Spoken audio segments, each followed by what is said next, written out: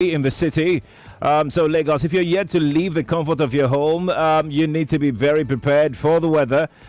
Because the way it's looking, it just might rain all day. Okay, so please be prepared. Okay, I'm Sheriff Quadry. This is the last 1 hour of the show, Morning Crossfire. Every Thursday we discuss health and health only.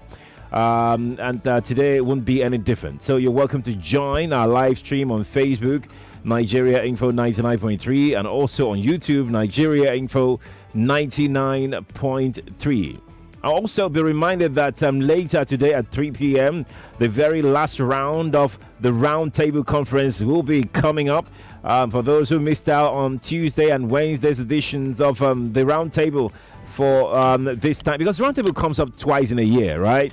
The first part of the year in June or thereabout, and then the last part in November, December. So this is the first part, but the first part we're having for 3 days, 3 consecutive days, as a matter of fact. So today is the last time for you to join the Roundtable Conference here on Nigeria Info. So all the hosts on the Hard Facts on Nigeria Info Lagos, Nigeria Info Abuja, Nigeria Info Port Harcourt will converge the same spot. Well, not physically, but hey, at the same time from 3 to 5 to discuss the biggest stories, the biggest issues in the country for the first 6 months. So be sure to join us 3 p.m. to 5 p.m. today. The Roundtable Conference, the very last one for this time. 10 minutes past the hour. Welcome to the show. It's the Health Thursday. So today we're discussing living with cancer. My guest this morning, I have one guest, and I have a supporting guest. I don't know what to call her, but she's a supporting guest. You'll find out why she's here much later on. But Dr. Adaora Momodu of Shibekli Cancer Care joins us via the telephone. She is supposed to be here physically, but then when it rains in Lagos, everywhere shuts down. Dr. Adaora, how are you today? Good morning. Good morning. Yes, I apologize once again. As you said, Lagos is very unpredictable. It's just leaving the house since 6:15. I didn't think I would still be on this bridge. Right. Yeah, right. That's the case. It's great to have you here. I'm happy to join in on the session today. Indeed. Let's before I introduce my other guest. Are you ready? I am. God, I am. How are you, Joyce? I'm good. It feels weird being on this end of the table. It's weird, right? Particularly because you called me a guest. I'm like, no, I work here. Thank you for joining me. I'm glad to. We'll get to that part much later. But Dr. Adaora, let's talk about cancer care generally in our society. You work with an NGO, Shibekli Cancer Care. This is all that you do and many more. Talk to me very frankly what it entails, cancer care. When we say cancer care, what are we talking about? So the word cancer basically just refers to uncontrollable growth of cells in the body. The body is made up of, many cells which grow normally. But when those cells begin to grow abnormally and begin to grow in ways that you can't imagine, they become cancerous. And then they spread around the body. And depending on the site of the body that it affects, it names that cancer. So if it affects the head, if it's an uncontrollable cell growth in the head, you have head cancers. If it's the one on the kidney or abdomen, you have abdominal or kidney cancers. So depending on the site of the body. Now, cancer care in general is still a devastating problem, especially for the fact that one of the statistics shows that cancer is the second leading cause of death in adults worldwide and the fourth leading cause of death in children. So that means that we are barely scratching the surface when it comes to cancer care in Nigeria. What are the most prevalent challenges that we've had to deal with when you talk about cancer care, in Nigeria? I've spoken with many experts, and they've told me different things. That I'm asking you that same question now. The challenges that we're faced with when we're talking about cancer care, maybe the most prevalent. So one of the major challenges that we face with cancer care is that most of our cancer patients, especially in Nigeria, they present late. And it's this late presentation that contributes to the appalling death rates that we see with cancer. So many patients, and the reason why they present late are of numerous reasons. But firstly, one of the most commonest reasons is that they just do not know. They don't have the right information to make an informed decision about their health. Someone sees a suspicious symptom, they don't know where to go to. They don't even know what it is. Many a times they would have tried all types of, herbal and religious and, other forms of treatment before finally ending up in the hospital where they are being seen by an oncologist. And by the time they get there, it's always really late. The cancer would have probably advanced. Right. Then another reason why a lot of people do present late also has to do with financial constraints. So we know, yes, poverty and the way the economy is really bad. So Nigerians out alone, paying out of pocket for healthcare is expensive. Yeah, that's right. It's really expensive. And cancer care is very expensive. Yes, the average it is. cost of caring for someone for cancer with cancer ranges all the way to millions of naira. And so when you think about that, how many people have That kind of resources. those kind of money sitting down in the bank and waiting for a devastating debilitating disease condition like cancer to attend to. So financial constraint is also another contributing factor. Then I would say the last contributing factor is the shortage of manpower. Right. So currently now in Nigeria, we have only just 83 clinical oncologists. And yearly we see a cancer diagnosis of 125,000 new patients. So you can imagine that ratio of 1 to almost 1,500. So one clinical oncologist sees 1,500 new cancer patients. That's great. I mean, that's you will not get the best quality. So many of these patients at the end of the day get suboptimal care. And at the end of the day, they end up dying due to these three causes that I've listed. I mean, listen, Dr. Adaora, this sounds very gloomy, especially for those having to deal with these ailments, cancer. But let's narrow it down to the focus of our conversation today, and which is, of course, liver cancer. Tell us about this.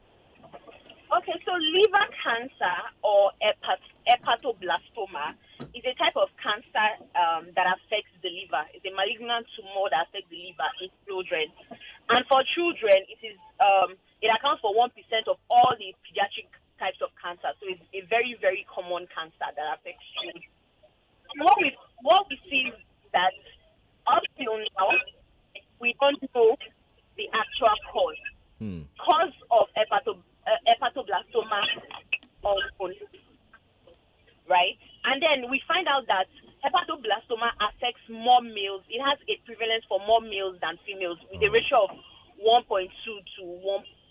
Whoa. So it's more in males. And then it has the incidence of hepatoblastoma is actually more increased in children between the ages of 18 months to 24 months. So children below the ages of 2 years, we normally do see it more in them. The initial diagnosis is more seen in them. And then associated congenital disorders. So we have some associated congenital disorders that actually allow for the increase of hepatoblastoma. Okay. Some of these congenital anomalies, which are the child gets from birth. One is what we call the Bickett-Wilderman syndrome. And Bickett-Wilderman syndrome basically is just uncontrollable growth or overgrowth, a disorder that is associated with overgrowth. So overgrowth, things like long tongue. So the tongue grows larger than normal. The child normally will be seen with low for birth weight. So we see that more in premature babies, right? The child will probably have what we call hemihypertrophy. So one side of the body, one half of the body is longer than another half of the body. Yeah.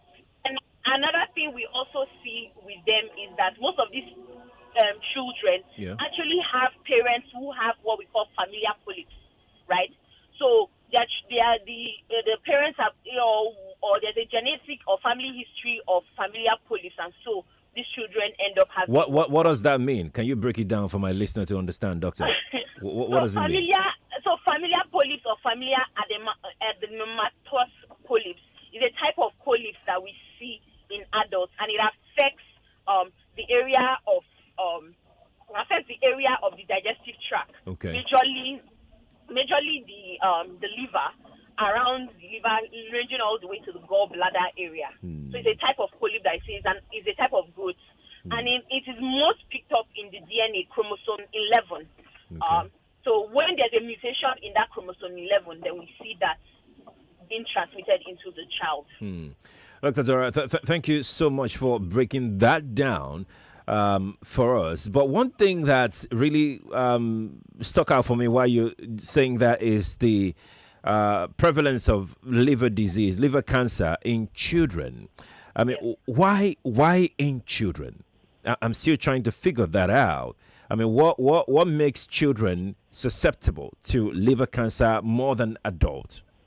So the thing is, as I said earlier, is that we don't know. Science has not still been able to justify why it's more common in children, or what even causes it in children. But all of those congenital anomalies I've listed as the anomalies that we see these children present with that gives them a higher incidence of having hepatoblastoma. Let's talk about survival rate for these children living with liver cancer. Talk to us about that. What are the chances? Okay, so for children living with liver cancer, it all boils down to the staging, right? To the stage at which the liver cancer presents with. And what we find out that the staging would help treatment. So you know that with staging of disease, you're either using an imaging and plus or minus histology most times to actually properly diagnose hepatoblastoma. So now in the case of, we'll say the early stage, and the early stage meaning stage 1 that just probably would require surgery and chemotherapy, because hepatoblastoma is a type of tumor that responds well to chemotherapy. So when you are able to resect the tumor, that surgical resection of the tumor almost completely 100%, plus chemotherapy, that patient has a 100% chance of survival.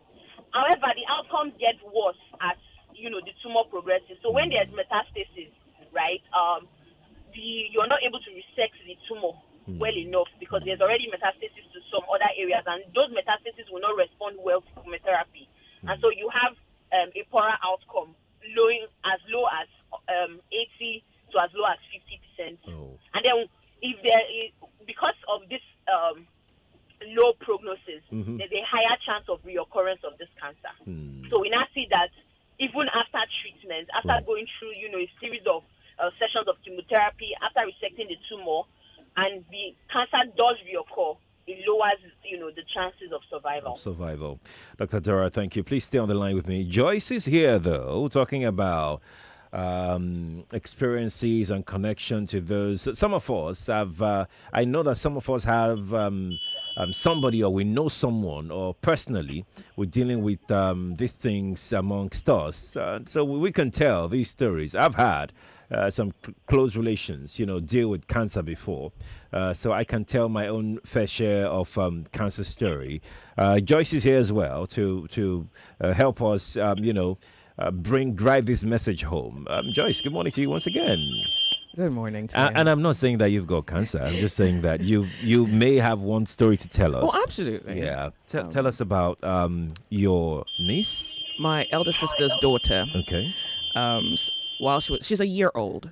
A year old. Just a year old. And when she was 6 months old, her mother noticed that her stomach was a little hard and swollen. And she was taken to the hospital.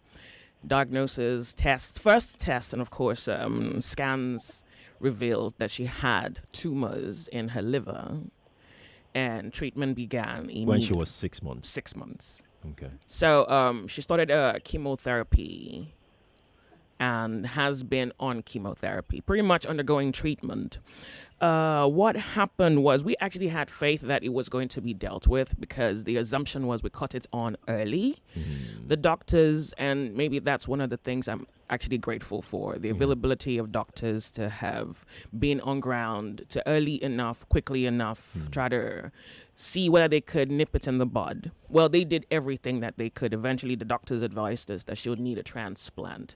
And before the transplant, she'll still be on chemo treatment until we are ready for transplant. So right now, transplant is the only option that we have. Yeah. Joyce, I'll come back to you because I'm almost due for a break right now. But Dr. Adaora, I mean, 6 months. When you were saying children earlier, I was wondering maybe we're talking about 5, 6, 7 year olds. Oh no, But 6 months? so 6 months, and just as Joyce has said, is catching it enough early. So one of the things I failed to mention is that with hepatoblastoma, right, is a type of cancer that people just is an accidental finding. So you actually most times you pick up the baby between the ages as less than 18, 24 months, right? Yeah. So less than 2 years of age. Mm-hmm. You pick up the child, and then you just feel a hard swelling in their abdomen. That's how most times. That was how it occurred. Yeah, and it's asymptomatic. The child would never have cried, or you won't even feel the child even pressing on the mask. The child won't even cry. There's no pain, right? And one thing, so I think in the case of Joyce, what we can see here is that the tumor.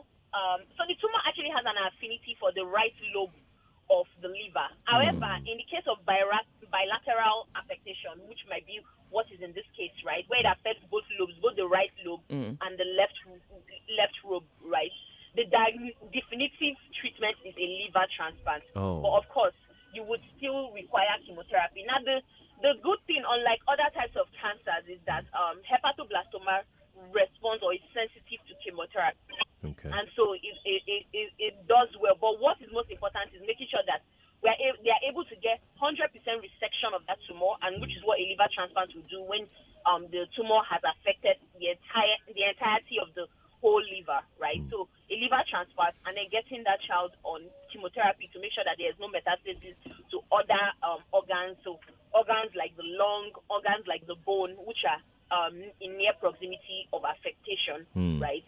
To make sure that this child has a good Chance survival of rate. survival. Right. Joyce, I'll come back to you when we return from the break on the effect of this on the parents. I mean, I can't imagine it. I can't imagine it. But Dr. Adaora, I've spoken to your colleagues earlier about this thing, and some of the things that they've told me repeatedly is that it can be hereditary. Is it possible for children to have taken hepatoblastoma from parents? So, as I explained, one of the associated cause was that I talked about earlier was familial adenomatous polyps. So you see that people, parents who have colorectal or have an history, or there's a family history of colorectal cancer. Okay. Right. Okay. Such children can inherit that gene that causes familial adenomatous polyps, and then there's an increased incidence. But then, of course, yes, there's always the genetic mutation that occurs, and there's also environmental. Dr. Adaora, let's pause here for now because our break is upon us. When we return from this break, would talk some more on the options available in this case, apart from transplants. But please stay with us, Lagos. We'll be right back. More conversation, more talk, more right after this. Each of us needs a partner. We're looking for someone we can rely on in a friendship, work, and life. Octa FX is a trading platform with 10 years of experience. It helps Forex traders make efficient trading decisions. Today, they have over 6.6 million trading accounts opened and 100 countries covered. Join the community of like-minded entrepreneurs by watching the webinars, reading the market analysis, and mastering a... You could be 4 debates away from 1 million naira. Good day, honorable judges, are ever attentive audience. That's the majority of co-debater. We've crowned 3 I Beg to Differ debate champions. My name is Tanvita Kaushik. I'm Ruto Kocho. My name is Dawadiesa. And if you want to be the 4th, In fact, it even gives you a new global perspective. the quest Since 1998, begins during the 2015 election, now. The auditions for the next I Beg to Differ debate tournament are on. It's open to all secondary school students in Lagos, aged between 12 and 16. Just go to www.nigeriainfo.fm and click on I Beg to Differ and follow the instructions. Auditions close 3 p.m. July 12th, 2022.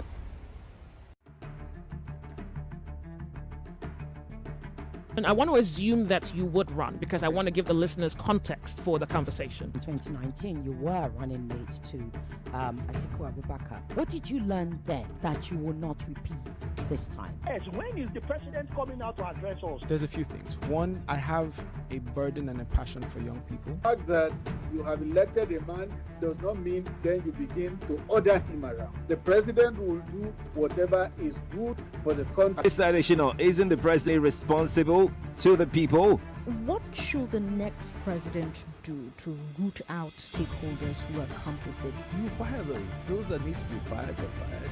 It's looking like a brand new Chelsea, attacking with so much fluidity. And what can you say about that, Martin? I know you follow Chelsea quite closely. I live close to the Chelsea training ground. That's what you mean by that. I'm not a 99.3 Nigeria Info. We are more than just radio. Subscribe to our YouTube channel at Nigeria Info FM. Check us out on Facebook at Nigeria Info 99.3. Follow us on Twitter at Nigeria Info FM and on Instagram at Nigeria Info FM Lagos for live updates as it happens. 99.3 Nigeria Info. Let's talk. 99.3 Nigeria Info. We are more than just radio. Subscribe to our YouTube channel at Nigeria Info FM. Check us out on Facebook at Nigeria Info.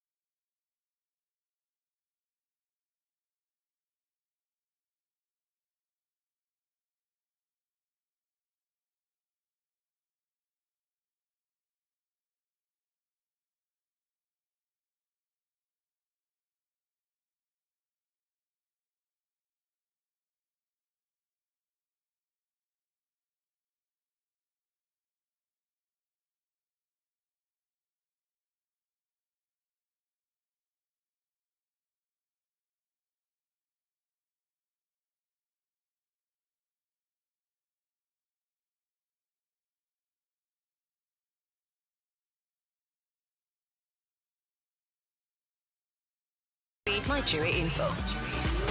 Let's talk.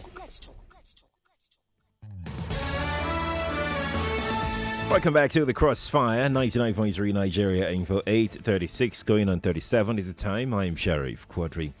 Joyce Oyemwa is here with me. Hi, Joyce, again. Hello, Lagos. Why are you sounding like that? You don't wake up this early, have you? No, I don't. I have Dr. Adaora Momodu on the telephone. We lost her in a bit, but we'll get her back. It's okay. It's also here. It's okay. How are you? I'm great. Good morning. And good morning, Lagos. I have something really cool to tell you. Are you ready for the latest evolution in our economy? So, an amazing financial vehicle, ED 3.0, will be launched live in Lagos on Sunday, the 3rd of July, 2022, at the JF Ade Ajayi Main Auditorium beside Senate House, University of Lagos, Akoka Campus, Yaba. Who is eligible to attend? The public and private sector employees, business owners, undergraduates, and entrepreneurs to be part of this great event. The first 50 people to text YES to 0916-609-1739 will get a free ticket to attend this event.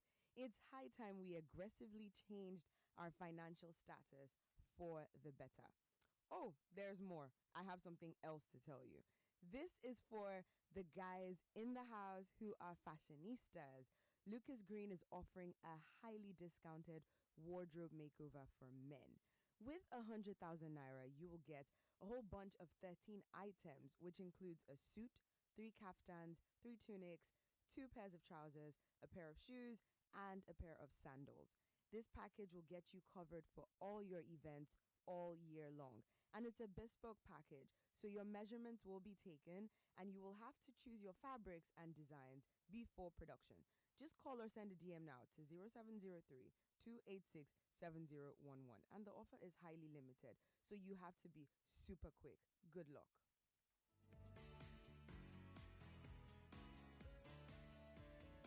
.38 is the time. Back to the Crossfire. We're discussing liver cancer, and as Dr. Adaora said, it's most common in children. And we have Joyce here, who is sharing some personal experience. Joyce, we're going to talk about. I'm going to take some messages, right? On Facebook. You don't want to see the messages that are coming in on Facebook. Oh. But let's talk about the effect of this on the family of your niece. I'm family. Your family, right? Yeah, I know, right? Don't cry. The dad, the mom. What's it been like? So first of all, my sister is sick. My sister looks like she's sick. My sister looks like she's the one with the cancer. She's proper fair like my mom. So she just looks like the life in her is at sleep or probably almost not even there. She's exhausted and she's quickly out of words. She doesn't know what to say. And then it gets me frustrated because I'm trying to talk to her and her feedbacks are not there. It's like she's given up too. So it's difficult for all the money has gone. So you have to understand that treatment in Nigeria without health insurance says that sometimes you're paying for medication instead of eating. Oh, yes.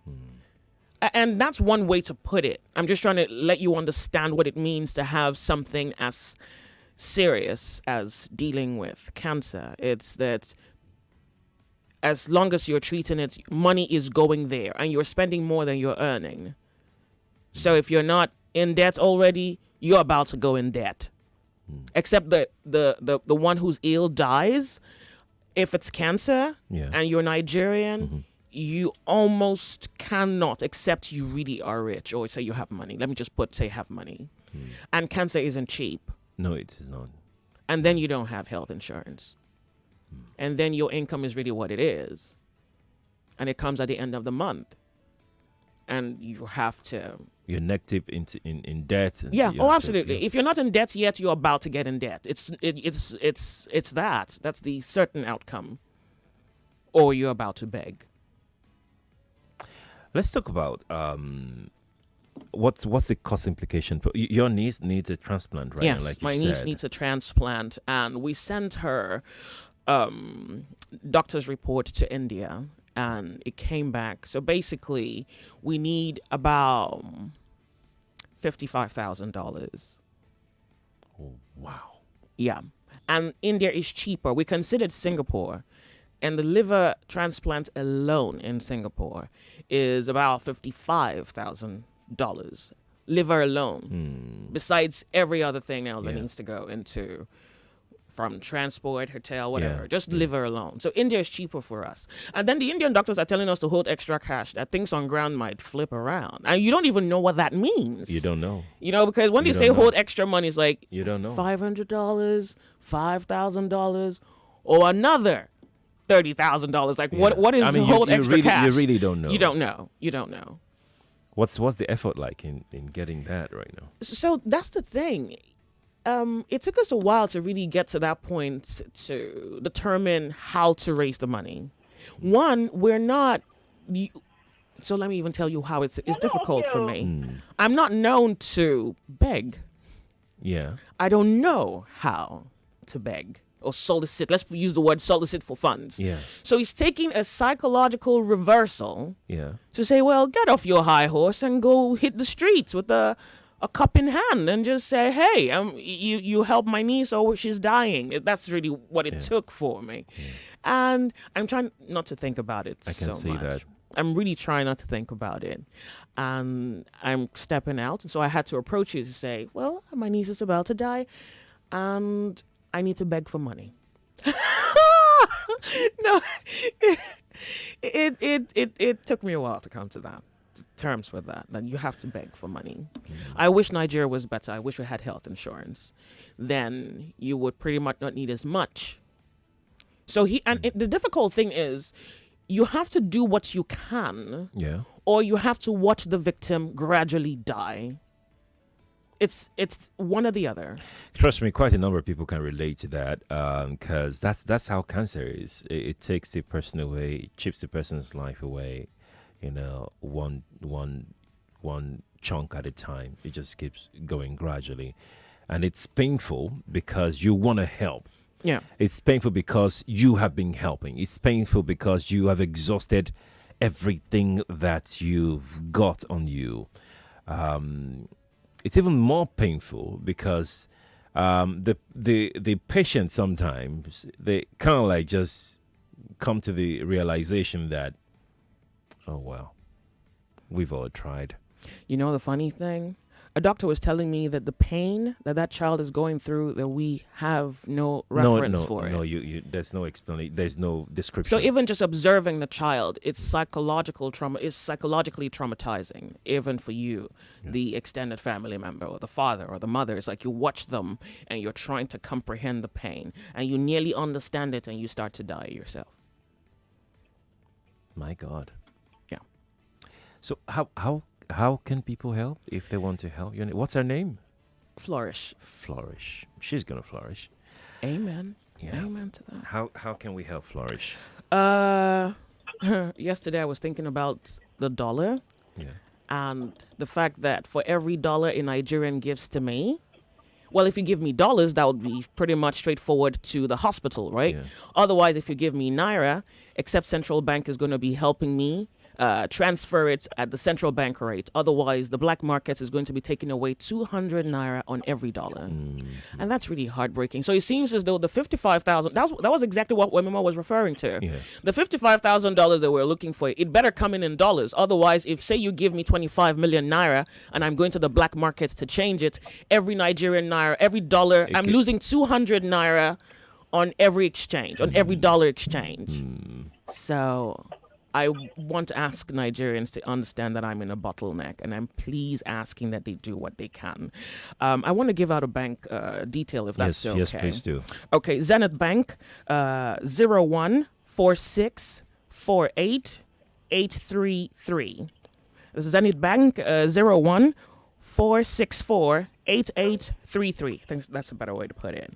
The name is Zenel World Limited, No, pardon me. 101-464-8833. Zenith World Limited, Zenith Bank.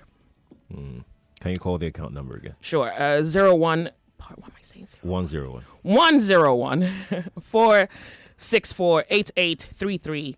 Zenith World Limited, Zenith Bank. Now, if you would like to send dollars, the dollar account is Zenith World Limited 5070-533-407. That's for USD transfer. 5070-533-407. Zenith World Limited, Zenith Bank.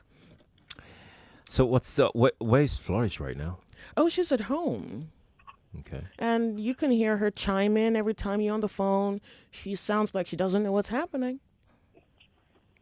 She tries to hold a conversation, and that's exactly what the doctor was saying, that the child doesn't show any, except during treatment. But, on a day-to-day basis, she doesn't show any symptom as such, except you're looking at the belly. So right now, what is out of kilter when you look at the child is the belly. The belly is out of form. And I hate that picture. And then she's very fair, but now she looks like she has something dark on her. Like she's darkened in a way that, you can tell that this child is not well. And the mother is trying to change diet, and the doctors are saying, you're pressed for time. Hope you know that. And you have to move as quickly as you can. I've spoken to a few other doctors who are into alternative therapy, and they're even saying, we hope if she didn't go into chemo, then we would have had maybe a better chance at fighting this, because chemo also now injects chemicals into the human body, so that if you're even going to be trying alternative treatment, we even have a responsibility of trying to get that chemo out. But you see, right now, the stage at which she is, it requires a total transplant. It's That's like right. that, and it's difficult because it's the liver, and because of the blood in the liver, the cancer is just constantly being fed. So that's why she has to remain on chemo until transplant.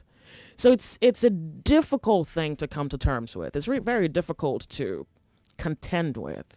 And then you have to talk about the money, and then the life in you just goes to sleep. It's like you're tired before you start. I can imagine. Let me take this message on Facebook. Ngozi says, from 2021 to date, I have lost 11 close persons to cancer. It is one disease we don't talk about, but it is endemic. It's right here with us. Cancer is now more rampant than malaria in Nigeria. We need to watch it. That's Ngozi who put that across on our live stream on Facebook. Dr. Adaora is still with us. I'm guessing that she's close by. Dr. Adaora, are you still here? I'm walking into your studio now. All right. Would await you here in the studio. We have about how many minutes? About 3 minutes to go on the show. Regardless, we still would love to speak with you. Yeah, here she comes. Let me quickly take this call. I'm going to hang up now, Dr. Adaora, so I can take this one here. Good morning to you. Good morning. The person isn't ready. Let me take this one here. Good morning to you. Yeah, good morning. Good morning. Yeah, Dr. Adaora, good morning. My name is Ferdinand. You're welcome, Ferdinand. Yes, I'm an engineer by profession. My question is this. Yeah. What is the correlation between the cancer of the liver and cirrhosis of the liver? Liver cirrhosis. Yes. Okay. What is the correlation? The connection. Between the All right. cancer of the liver? All right. That's noted. Dr. Dora, welcome. Good morning. Sorry for the stress, yeah? No, it's not. I mean, Lagos is something that you never predict the road. No, you can't. Yeah, the map will say 2 hours, and then it turns into 3 hours, and you're all just crawling on the road. But I can imagine. And thank you for the good work that you do.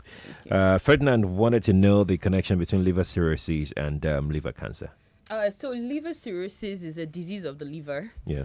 It starts off in the earlier stage, but eventually progresses to liver cancer. Oh. So the initial diagnosis is liver cirrhosis in adults. Okay. Right, but eventually does progress to liver cancer when not treated. So what normally happens is that patients that have liver cirrhosis, and liver cirrhosis most times is alcohol induced, right? So alcohol has a role to play. Alcohol and smoking has a role to play with liver cirrhosis, and so the patient gets on treatment for long. But what we find out that we start losing every section of the liver, right? And gradually, it progresses to a tumor. It becomes malignant, because that's what it would end up at. How quickly does liver cancer, how quickly does it metastasize? So liver cancer is one of the stubborn cancers, right? It's rapidly progressive. So you hear people with liver cancers, with pancreatic cancers. So I lost a friend once to hepatocellular carcinoma, and it took only 6 months from diagnosis to lose him in an adult stage. So he was 27. 6 months. 6 months from diagnosis. So it's really rapidly, unlike other types of cancers that are slower, right? It's one of the fast, rapid, progressive cancers. But the good thing is what I said about it is that unlike other cancers, it also has a better prognosis, especially when you get it early, when you're able to resect enough of the tumor. So surgical resection of the entire tumor, or wherever the area of the liver that the tumor affects, and getting that patient compliant on chemotherapy, patient has 100% chance of survival. Fantastic. We have to go, Joyce, but before we go, please do give out, the details again on how people can help. Please, 101-464-8833, Zenith Bank, Zenith World Limited, 101-464-8833. This is an infomercial. Apologies for that. Go on. Okay. 101-464-8833, Zenith Bank, Zenith World Limited, or the USD account 5070533407. 5070533407. Joyce, thank you for coming. Thank you for best of luck. Dr. Adaora, thank you also for coming. Thank you. It's okay. No, thank you, because you still have something to tell us. Please go on ahead. What do you have for us? Okay, yes, definitely. I mean, I always have sweet news for you. I just want to tell you, Lagos, about the late... You could be 4 debates away from 1 million naira. Good day, honorable judges, are ever attentive audience. That's the majority of co-debater. We've crowned 3 I Beg to Differ debate champions. My name is Sanvita Kaushik. I'm Ruth Okocha. My name is Adaora. And if you want to be the 4th, in fact, it even gives you a new global perspective. The quest since 1998 begins during the 2015 election. Now. The auditions for the next I Beg to Differ debate tournament are on. It's open to all secondary school students in Lagos, aged between 12 and 16. Just go to www.nigeriainfo.fm and click on I Beg to Differ and follow the instructions. Auditions close 3 p.m. July 12th, 2022.